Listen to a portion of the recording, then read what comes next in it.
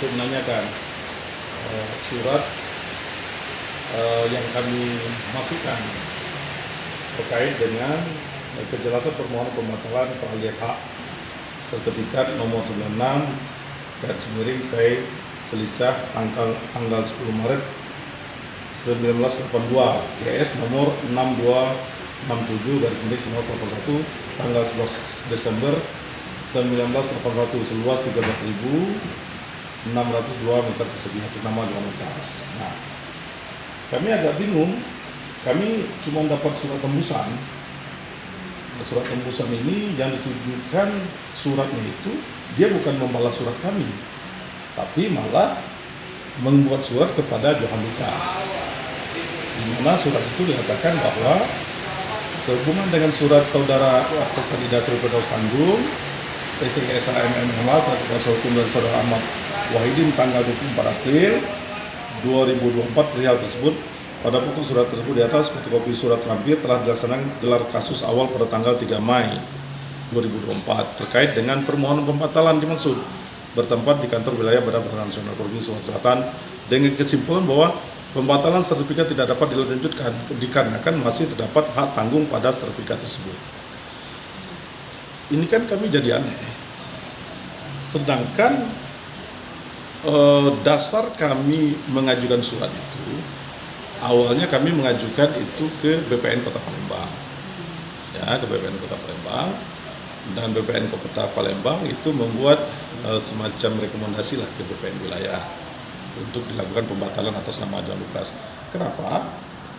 Karena klien kami itu, orang tua klien kami Wahidin itu, Pak Wahidin, itu telah putusan pengadilan, menang di pengadilan, menggugat BPN Kota Palembang dan dimenangkan oleh PT Tun Kota Palembang. Jadi BPN kalah, diperintahkan oleh pengadilan agar BPN Kota Palembang segera itu. Ya, surat ini kami juga agak masih bingung, perlu penjelasan lanjutan sebenarnya dari Kepala Kantor Wilayah Badan Pertanahan Nasional ini.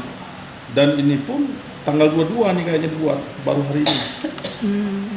Ya, jadi ada 2 surat yang diserahkan kepada kami sebagai tembusan, padahal kami yang buat surat. Dia tidak menjawab malah surat kami, tapi kami hanya dijadikan tembusan.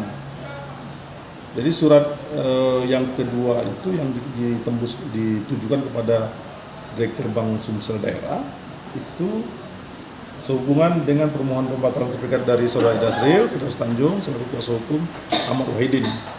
Dengan ini dapat disampaikan bahwa sertifikat yang dibebani hak tanggung nomor 3206/1996 akta pemberi hak tanggung nomor 2269/IT-2/1996 yang dibuat di hadapan PPAT Justin Aritonang adalah sertifikat hak milik nomor 96/19 atas nama Johan Agus Lucas.